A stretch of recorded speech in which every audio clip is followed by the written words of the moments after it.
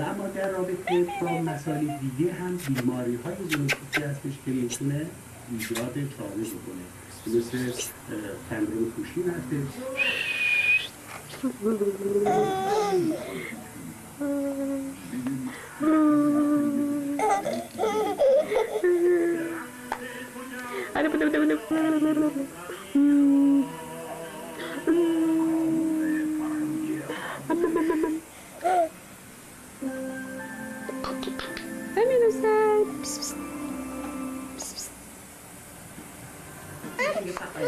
تشکیل گروه پیگیری مسابقات اجلاس با توجه به آسیب شناسی موجود در ساحل کشاورزی و مطالعه برای ایجاد جبهه‌ای واحد برای تلاش‌های دشمن از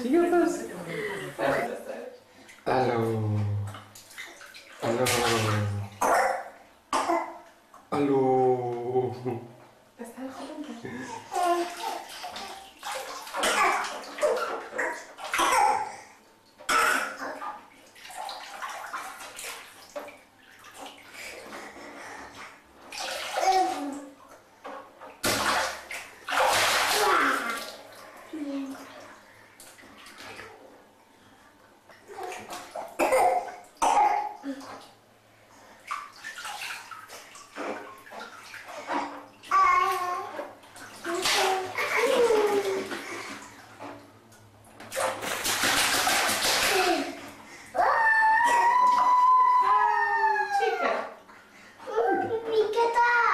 بگیرش آفرین، بغلش کن، تلفنتو با نیم دقیقه بغلش کن بابا، بغلش کن، آفرین.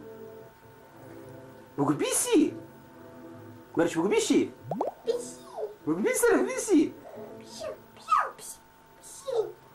بگو چی میکنی، بگو یک بوسش بکن بابا. الو بغلش کن بابا، بغلش کن بغلش کن. الو نندازی بابا، نندازش بابا.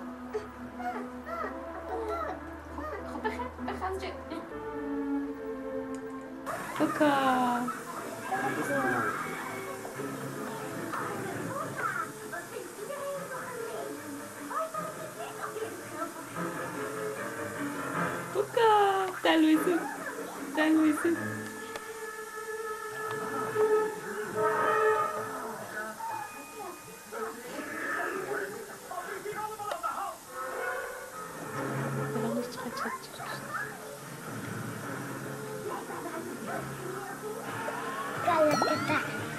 ها؟ بگو نامه چی پوکا